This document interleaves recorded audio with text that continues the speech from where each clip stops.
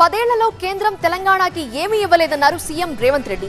కరీంనగర్, నిజామాబాద్ ఎంపీలు చేసిన అభివృద్ధి గుండు సున్నా అంటూ విమర్శించారు. దీనికి కౌంటర్ గా బండి సంజయ్ రాబోయే ఎన్నికల్లో కాంగ్రెస్ కు వచ్చే సీట్లు గుండు సున్నా అని ఎద్దేవా చేశారు. రేవంత్ వర్సెస్ బండి హాట్ కామెంట్స్ ఇప్పుడు చూద్దాం. తెలంగాణకు బీజేపీ నరేంద్ర మోడీ ఏమిచ్చిండయా అంటే కర్ణాటకకేమో చెంబిచ్చిండు, ఆంధ్రప్రదేశ్కేమో మట్టి చెంబెడు నీళ్ళు ఇచ్చిండు, తెలంగాణకు మాత్రం గాడిద గుడ్డిచ్చిండు. ఈ గాడిద గుడ్డిచ్చినందుకు గుండు అరగుండుకు ఓటేయాలనా నేను అడుగుతున్నా. దేవుడు గుడిలో ఉండాలి, భక్తి గుండెల్లో ఉండాలి.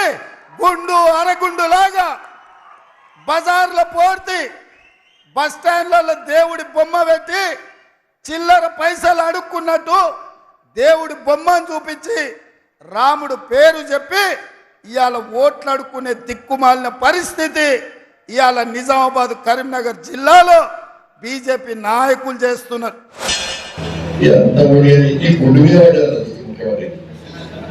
నా గుడి గురించి ఆయన గుడి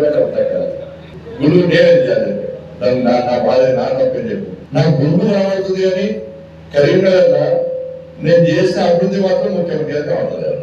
ఆ భాష కరెక్ట్ కాదు. గాడి గుడ్డ సున్నా ముఖ్యమంత్రి పోస్టర్లు పెట్టుకొని పోతారా?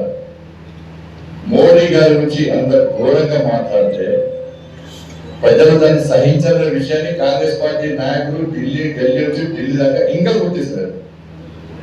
మీరు మోడీ గారి మీద ఎంత వ్యంగ్యంగా మాట్లాడితే అంత ప్రజా వ్యతిరేకత మీకు వస్తుంది. పోస్టులు పెట్టి గాడి గుడ్డు సున్నారట. నేను అంటున్నా మీని గాడి గుడ్డు సున్నా. నేనైతే దేవుడి నుంచి కొట్టేమని దేవుడి నుంచి మాట్లాడు తప్పే.